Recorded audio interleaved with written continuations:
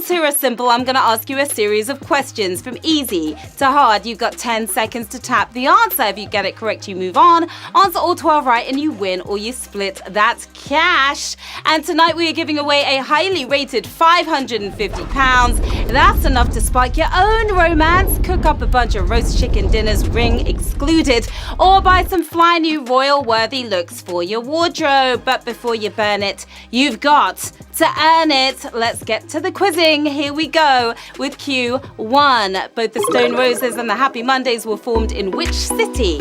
Manchester, Mos Eisley, Middlemarch.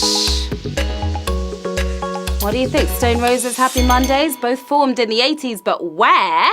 They spent most of their time believing they were in Mos Eisley, but when they were sober, both bands actually formed in Manchester. Manchester, your winning answer here. 185,000 of your city slickers got that one right. They were both tentpoles of the Manchester indie scene, kicking off the 90s with a Mancunian twang. Q2, which of these dishes was specially created for the day Princess Elizabeth became queen? Royal jelly, coronation chicken, Victoria sponge.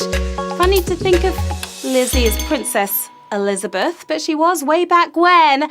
You're going to be royally jelly if you went for it, because that was obviously created for Beyonce's wedding. Of course, it's coronation chicken. Winner, winner, chicken dinner for 125,000 of you. Originally called Poulet Reine Elizabeth, we swapped that mouthful for the more digestible coronation chicken.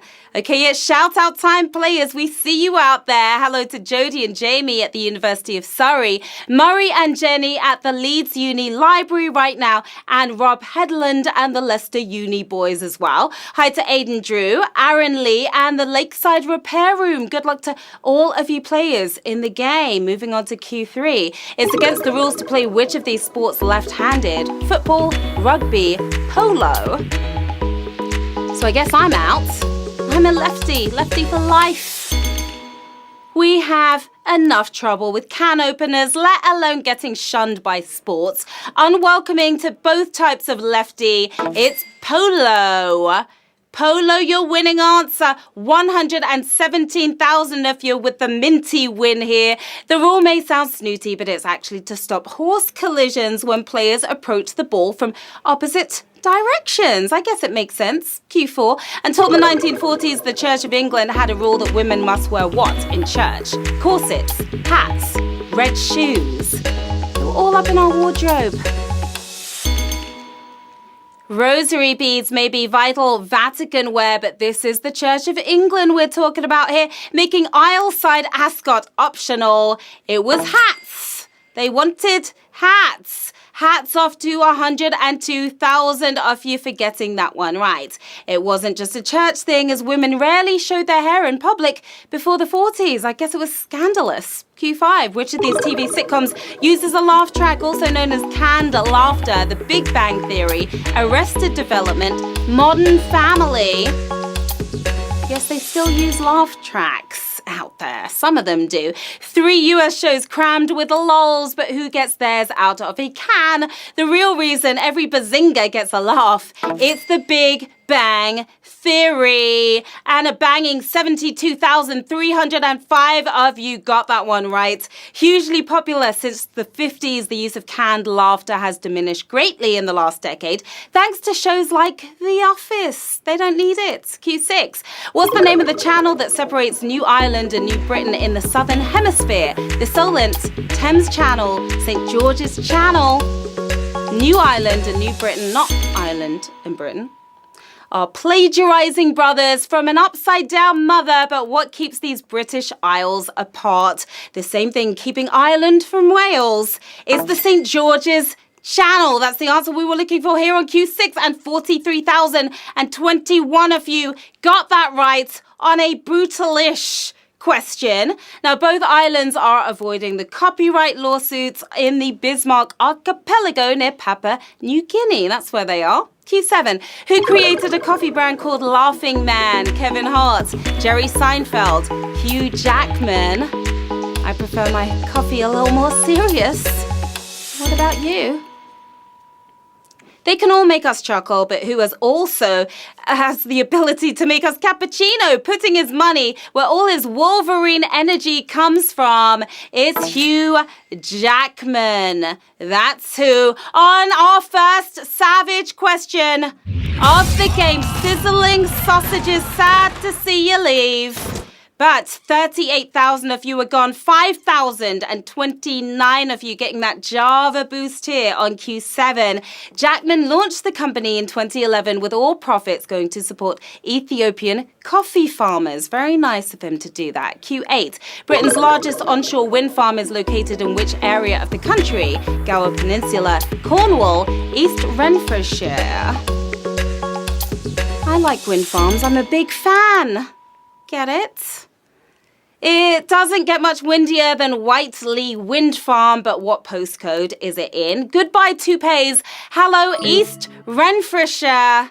That's what we were looking for here. 1,884 of you are blowing forward. The world's largest offshore wind farm is being built off the Yorkshire coast and will provide a Doc Brown approved 1.2 gigawatts of power. That's coming soon. Q9. What was the approximate population of the world in the year 1600? 550 million, 150 million, 350 million. It's a lot more right now. But what was it back then? There's almost 8 billion of us right now, but how many people were alive and kicking in 1600? Amazing they could even find anyone to wage war with. It was 550 million. That was the population. 505 of you nailed that on a brutal question here on Q9.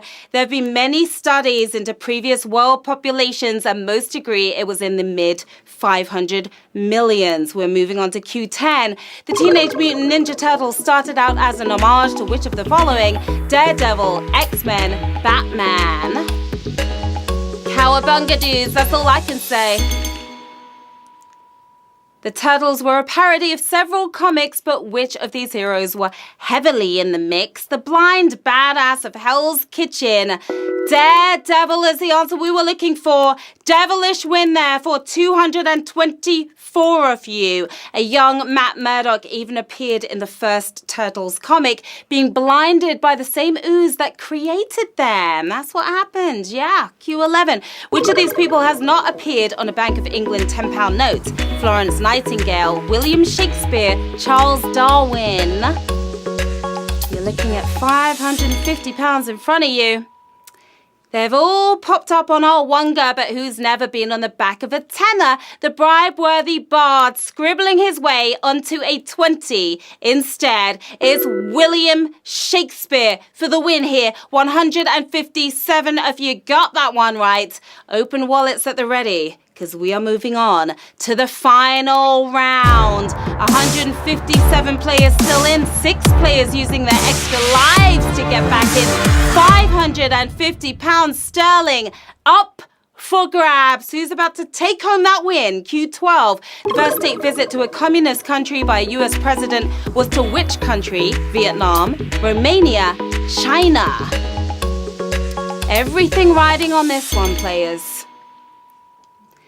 The Cold War was really heating up, but that didn't stop Richard Nixon visiting a host of communist nations. He was famously the first president to visit China, but he popped up somewhere else first. More rad than red these days. Romania is your winning answer here on Q12, and we have 39 winners, my lovelies.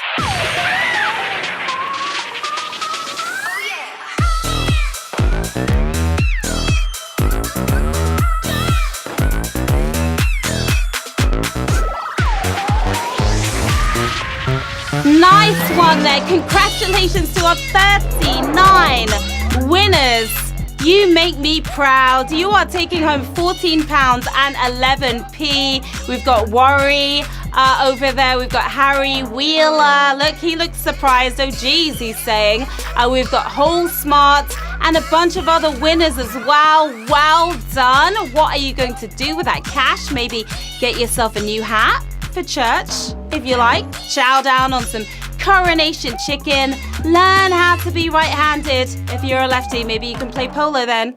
If that's your thing, there's a lot you can do with that £14 and 10p. What a fantastic game, HQTs. You really showed your finesse. As always, you can find me on the socials. You know where? Right here. Come say hi. Let me know how you did tonight as well. We've got more fun coming your way tomorrow at 3 p.m. with another chance to win more cold, hard cash.